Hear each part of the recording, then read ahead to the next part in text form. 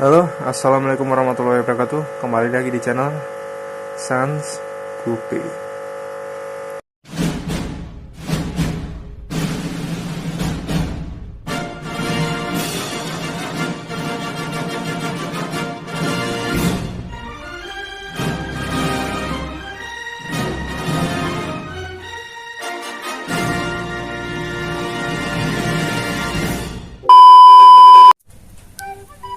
Halo bos-bosku semua, kembali lagi di channel Sans Gupi ya teman-teman. Oke, kayaknya pada kangen gak sama saya? Ya, alhamdulillah kalau kangen ya, kalau enggak ya nggak apa-apa lah.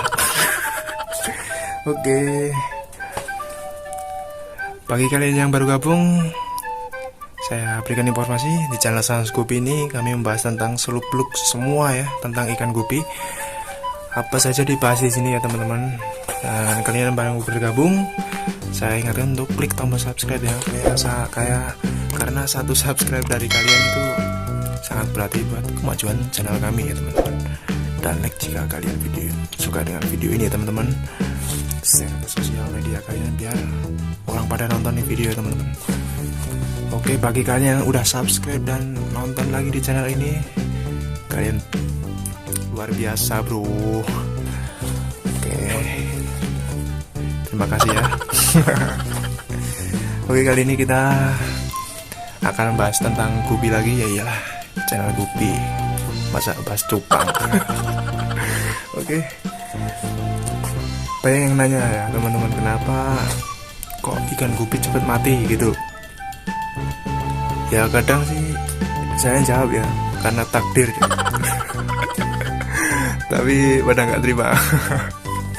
Jadi ada beberapa sebab ya teman-teman, kenapa ikan gupi kita atau kalian itu cepat mati atau mudah mati lah. Itu kenapa itu? Padahal baru beli itu mahal-mahal bang, dari farm terkenal. Beli satu pasang 100.000, 2 hari atau 1 hari mati itu bang. Wah, itu bagi pemula kan uang segitu kan ya cukup besar ya teman-teman. Jadi kasihan lah. Nah, saya akan jabarkan ya teman-teman, kenapa gupi mati dengan cepat atau gampang mati.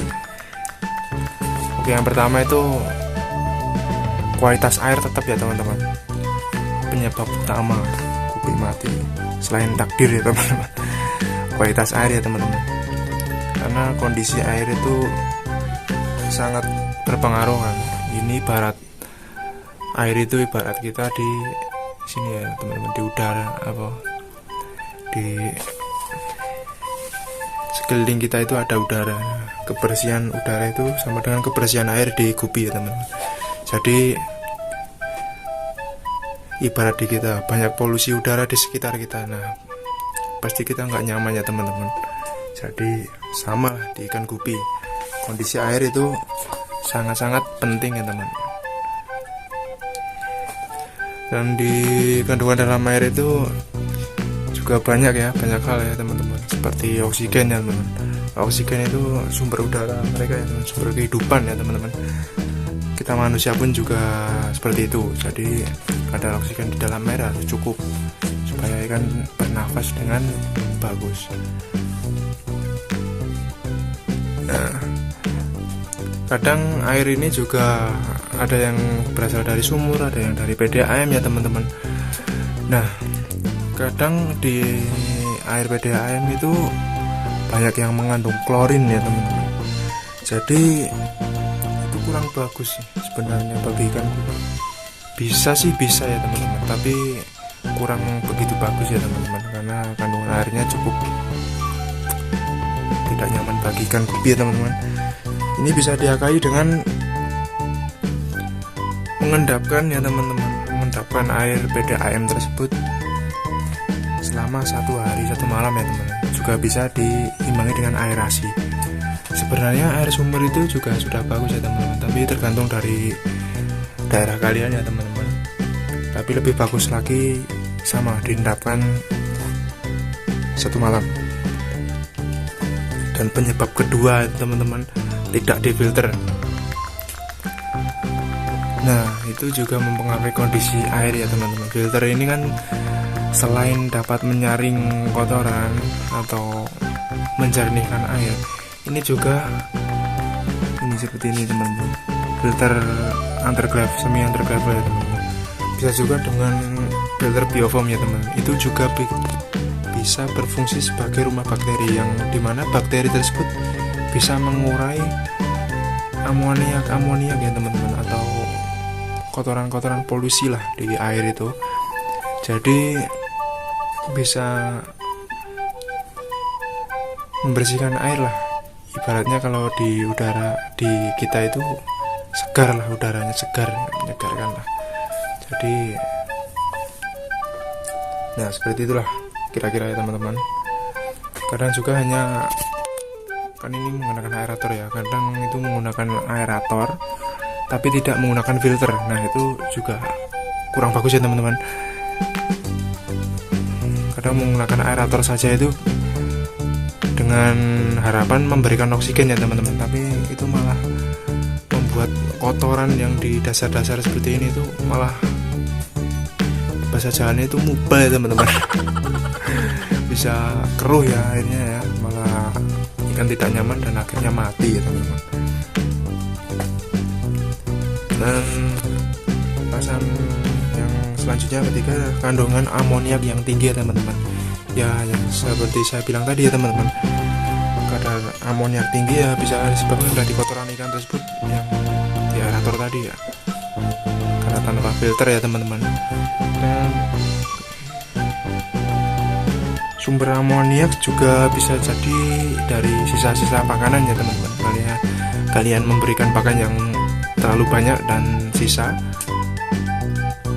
jadi tidak dihabiskan oleh ikan tersebut, dan dapat menyebabkan jamur ya teman-teman, dan menjadi kandungan amoniak ya teman-teman, yang bersifat tidak bagus untuk air ataupun ikan gupi itu sendiri.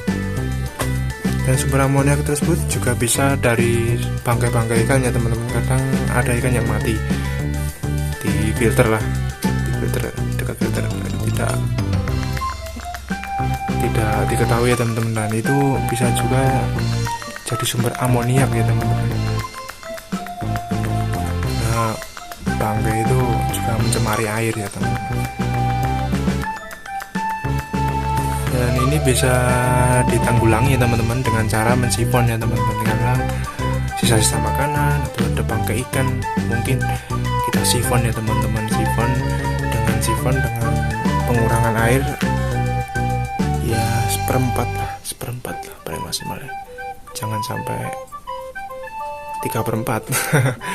Wah, bisa stres ikannya ya teman-teman. Dan juga rajin membersihkan filternya teman-teman. Nah, itu rumah bakteri, bisa jadi rumah bakteri itu kalau sudah lama itu bisa jadi sumber amoniak juga ya teman-teman. Jadi harus dibersihkan. Dan selanjutnya ya teman-teman, sebab selanjutnya ya itu tadi, terlalu banyak mengasih makan. Jadi ya saya yang bahas sebelumnya tadi ya teman-teman, banyak mengasih makan itu menjadi sumber amoniak ya teman-teman. Juga bisa membuat ikan gupi kita itu sembelit ya teman-teman, atau kembung karena kebanyakan makan, jadi bisa mati ya teman-teman, ataupun sakit di pencernaannya. Terutama kalau kasih makan ikan pakai pakan hidup ya teman-teman, yang cacing sutra itu ya teman-teman, cacing sutra ataupun jentik ataupun kutu air ya teman. Apalagi yang tidak steril ya teman-teman. Wah, itu bahaya itu. Dan selanjutnya terlalu banyak populasi ya teman-teman, populasi ikan ya teman-teman, itu juga masih di kadar amoniak ya teman-teman. Karena banyaknya populasi ikan itu bisa mempengaruhi kondisi air ya teman-teman. Kadang kita kasih makan dan kotoran ikan pun cepat banyak ya teman-teman, jadi kondisi airnya cepat rusak, dan itu bisa mempengaruhi kesehatan ikan gupi kita.